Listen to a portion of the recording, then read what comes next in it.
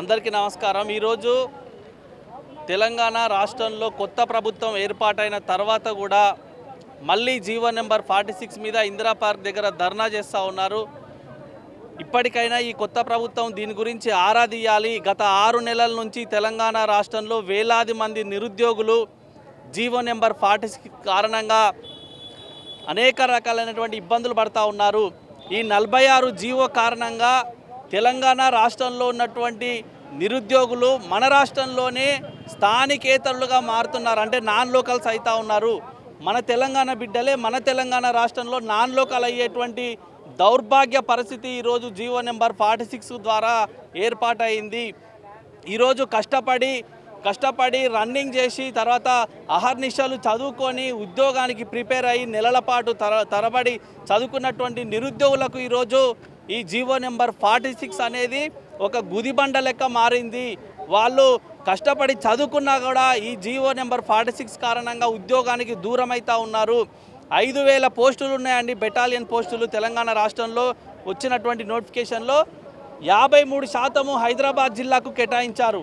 అంటే ఏంది, ఈ 53%లో దాదాపుగా సగానికి పైగా పోస్టులు కేవలం హైదరాబాద్ జిల్లాలో ఉన్నాయి. హైదరాబాద్లో ఎవరుంటారండి? మీరు హైదరాబాద్ని ప్రామాణికంగా తీసుకొని ఎక్కువ పోస్టులు కేటాయించారు కదా. హైదరాబాద్ మహానగరంలో ఎవరుంటారు? మహారాష్ట్ర, ఒడిశా, వేరే రాష్ట్రాల నుంచి వచ్చిన వారు, వేరే రాష్ట్రాల నుంచి వచ్చిన వారు ఇక్కడ హైదరాబాద్లో సెటిలర్స్గా ఉన్నారు. కాబట్టి ఈ సెటిలర్స్ని మీరు ఏమో స్థానికంగా భావించి వాళ్లకు ఉద్యోగాలు ఇస్తున్నారు. గ్రామీణ ప్రాంతాలలో తెలంగాణ రాష్ట్రంలో ఉమ్మడి 10 జిల్లాలు, ఇప్పుడు కొత్తగా ఏర్పాటైన 33 జిల్లాలలో ఉన్నటువంటి గ్రామీణ ప్రాంతాలలో కష్టపడి చదువుకున్నటువంటి విద్యార్థులకేమో ఉద్యోగాలు రావడం లేదు. ఎంత ఘోరమైన పరిస్థితి! అరే, మన రాష్ట్రం వస్తే మన ఉద్యోగాలు వస్తాయి, మన నీళ్లు మన నిధులు మనకు వస్తాయని చెప్పుకున్నటువంటి రాష్ట్రంలో 6 నెలల నుంచి ఈ రావణ కాష్టం రగులుతూ ఉంది. అనవసరమైన విషయాన్ని తీసుకొచ్చి నోటిఫికేషన్లో పెట్టారు. గత నోటిఫికేషన్లలో ఎన్నడూ లేదు.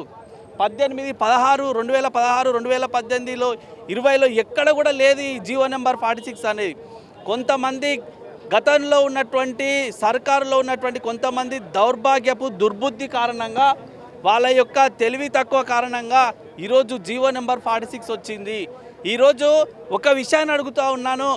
ఇప్పుడు కొత్తగా ఏర్పాటైన ప్రభుత్వానికి కూడా విషయం తెలవాలి కాబట్టి, అయ్యా, పోటీ పరీక్షలలో ఎక్కువ మార్కులు వచ్చిన వాళ్ళకు ఉద్యోగాన్ని ఇస్తారా, తక్కువ మార్కులు వచ్చిన వాళ్ళకు ఉద్యోగాన్ని ఇస్తారా? ఒకటే విషయాన్ని అడుగుతున్నా, చెప్పండి. ఈరోజు హైదరాబాద్లో 52, 60 మార్కులు వచ్చిన వాళ్ళకేమో ఉద్యోగం వస్తుంది. గ్రామీణ ప్రాంతాలలో ఉన్నటువంటి సుదూర ప్రాంతాల జిల్లాలు, ఉమ్మడి ఆదిలాబాదు, ఖమ్మము, నల్గొండ జిల్లాలలో 120, 122, 23, 125 వచ్చినా కానీ ఉద్యోగం వస్తలేదు. మళ్ళీ సేమ్ పోస్ట్ అదే. ఇది ఎక్కడి అన్యాయం, ఇది ఎక్కడి దౌర్భాగ్యం, ఇది ఎక్కడి కథ? కాబట్టి ఇప్పుడు ఏర్పడినటువంటి కొత్త ప్రభుత్వము గతంలో ఎన్నికల సందర్భంగా చాలాసార్లు ఈ ప్రభుత్వంలో ఉన్నటువంటి పెద్దలందరూ కూడా చెప్పారు. ఏమని?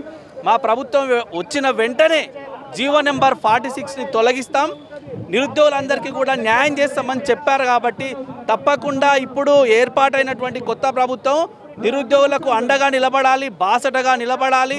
వేలాది మంది నిరుద్యోగుల జీవితాలతో ముడిపడి ఉన్నటువంటి జీవో నెంబర్ 46 కాబట్టి వెంటనే దాన్ని తొలగించి అర్హులైన వాళ్లకు, మెరిట్ స్టూడెంట్స్కి ఖచ్చితంగా ఉద్యోగాలు వచ్చే రకంగా ఈ ప్రభుత్వం ఆలోచన చేసి తక్షణమే జీవో నెంబర్ 46ను రద్దు చేయాలని మేము కోరుతా ఉన్నాం.